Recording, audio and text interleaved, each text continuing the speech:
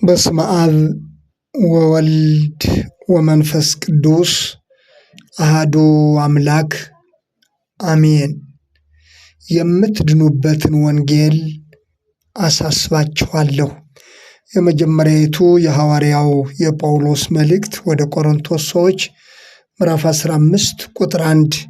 ይህንን መልእክት የምትሰሙ ሁላችሁም በያላችሁበት ሰላም እግዚአብሔር ይብዛላችሁ።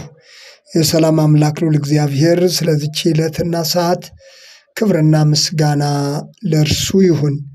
የምትድኑበትን ወንጌል አሳስባችኋለሁ። በዚህ ቃል ጥቂት ደቂቃዎችን አብረን እንቆያለን። ቃሉ ለሌሎችም እንዲደርስ ላይክና ሼር ማድረግን አትርሱ። ሰብስክራይብ ያላደረጋችሁም ሰብስክራይብ በማድረግ እንድትጀምሩ በአክብሮት አሳስባለሁኝ። የምትድኑበትን ወንጌል አሳስባችኋለሁ። ስለምንድንበት ወንጌል እናያለን። ከቁጥር 1 ጀምሮ እስከ 7 ያለውን አነበዋለሁ።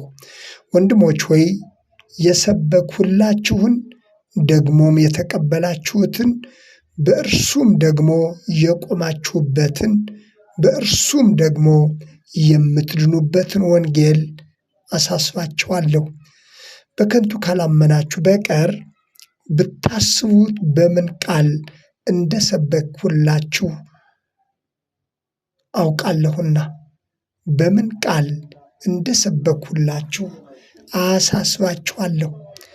እኔ ደግሞ የተቀበልሁትን ከሁሉ በፊት አሳልፌ ሰጠኋችሁ፣ እንዲህ ብዬ መጽሐፍ እንደሚል ክርስቶስ ስለ ኃጢአታችን ሞተ፣ ተቀበረም፣ መጽሐፍ እንደሚል በሦስተኛው ቀን ተነሣ፣ ለኬፋም ታየ፣ በኋላም ለ12።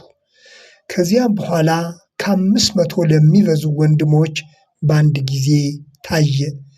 ከእነርሱም የሚበዙቱ እስካሁን አሉ፣ አንዳንዶች ግን አንቀላፍተዋል። ከዚያም በኋላ ለያዕቆብ ኋላም ለሐዋርያት ሁሉ ታየ። ከሁሉም በኋላ እንደ ጭንጋፍ ለመሆን ለእኔ ደግሞ ታየኝ ይላል ሐዋርያው ቅዱስ ጳውሎስ። ያየውን የተመለከተውን ነው ለቆሮንቶስ ክርስቲያኖች የሰበከላቸው። እኔ የሰበክሁላችሁ ወንጌል ነው የሚለው። የምትድኑበትን ወንጌል ነው የሰበክሁላችሁ። የሰበክሁላችሁን የተቀበላችሁትን ደግሞም የቆማችሁበትን ደግሞም የምትድኑበትን ወንጌል አሳስባችኋለሁ ይላቸዋል። የሰበክሁላችሁ የቆማችሁበት የምትድኑበት ወንጌል የምትድኑበት ወንጌል። ምክንያቱም ልዩ የተባለ የስህተት ትምህርት ወንጌል ስላለ ነው። ሐዋርያው በሰበከው በዚህ ወንጌል እነዚህ የቆሮንቶስ ክርስቲያኖች የሚድኑበትን ወንጌል በውል ካላወቁ፣ የሚድኑበትን ወንጌል በውል ካልያዙ ልዩ የተባለ የስህተት ትምህርት መኖሩንም ለቆሮንቶስና ለገላትያ ክርስቲያኖች በጻፈው መልእክቱ ላይ ገልጾት እናገኛለን። ሁለተኛ ቆሮንቶስ ምዕራፍ 11 ቁጥር 4 ላይ ልዩ መንፈስ ወይም ያልተቀበላችሁትን ልዩ ወንጌል ብታገኙ በመልካም ትታገሳላችሁ ብሏቸዋል። ልዩ መንፈስና ያልተቀበላችሁትን ልዩ ወንጌል ብታገኙ ይላቸዋል። ስለዚህ የሚድኑበትን ወንጌል በውል ማወቅ ያስፈለጋቸው ለዚህ ነው። በገላትያ መልእክቱ ምዕራፍ 1 ቁጥር 6 ላይ ደግሞ በክርስቶስ ጸጋ እናንተን ከጠራችሁ ከእርሱ ወደ ልዩ ወንጌል እንዲፈጥናችሁ እንዴት አለፋችሁ? ወደዚህ ልዩ ወንጌል እንዴት ፈጥናችሁ እንዴት እንዳለፋችሁ እደነቃለሁ ይላል። ምክንያቱም እነዚህ ሰዎች ከተሰበከላቸው ወንጌል ውጭ ክርስቶስ እንደተሰቀለ ሆኖ ይታያቸው የነበሩት እነዚህ ሰዎች በልዩ ልዩ አዚምና ድንዛዜ ከእውነት ወንጌል ፈቀቅ ማለታቸውን የገለጸበት መጽሐፍ ነው። በዚሁ ቁጥር 8 ላይ ነገር ግን ይላቸዋል የገላትያን ክርስቲያኖች እኛ ብንሆን ወይም ከሰማይ መልአክ ከሰበክንላችሁ ወንጌል የሚለይ ወንጌልን ቢሰብክላችሁ የተረገመ ይሁን። አስቀድመን እንዳል እንዲሁ አሁን ሁለተኛ ላለሁ ከተቀበላችሁት የተለየውን ማንም ቢሰብክላችሁ የተረገመ ይሁን ይላቸዋል። ከሰበክንላችሁ የወንጌል እውነት፣ ከዳናችሁበት የወንጌል እውነት፣ ከቆማችሁበት የወንጌል እውነት ውጭ የሚሰብክላችሁ ቢኖር የተረገመ ይሁን።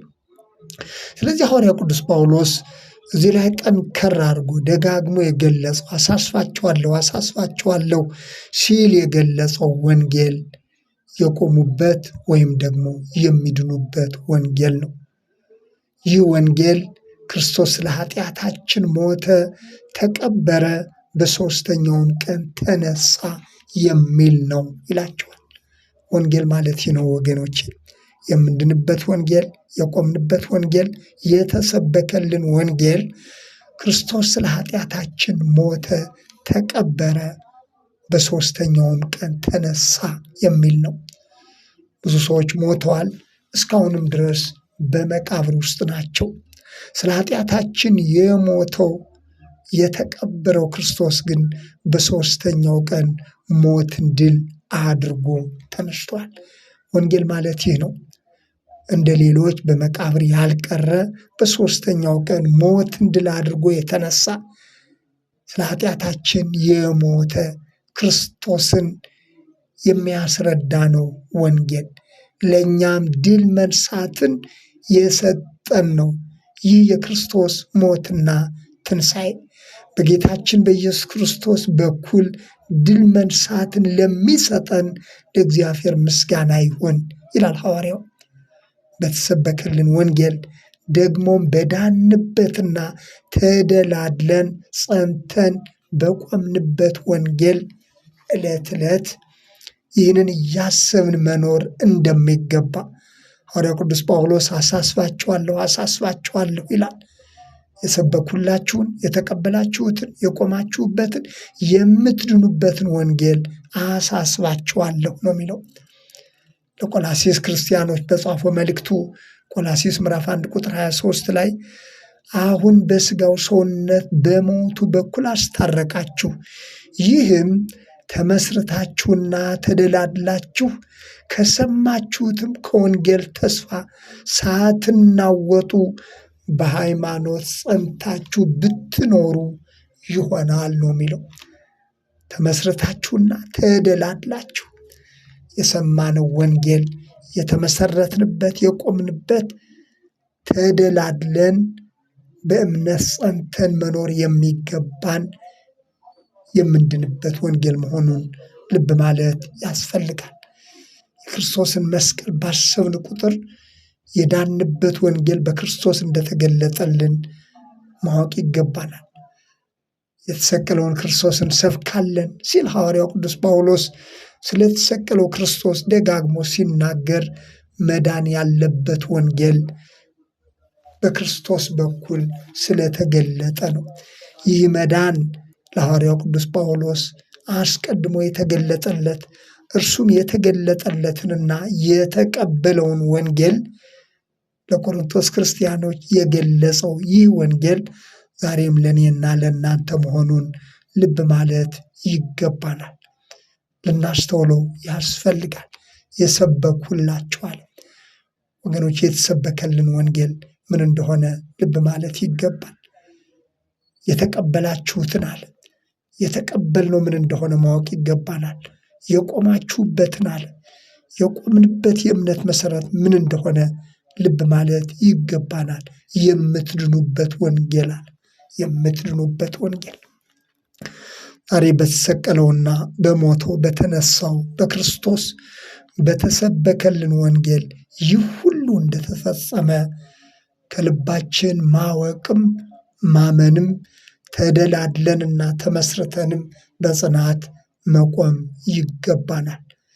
እያንዳንዳችን የቆምንበትን የእምነት መሰረት፣ የተቀበልነውን የእምነት እውነት፣ የተሰበከልንን የወንጌል እውነት፣ የምንድንበትንም የወንጌል እውነት ልብ ልንል ልናሰላስል ይገባል።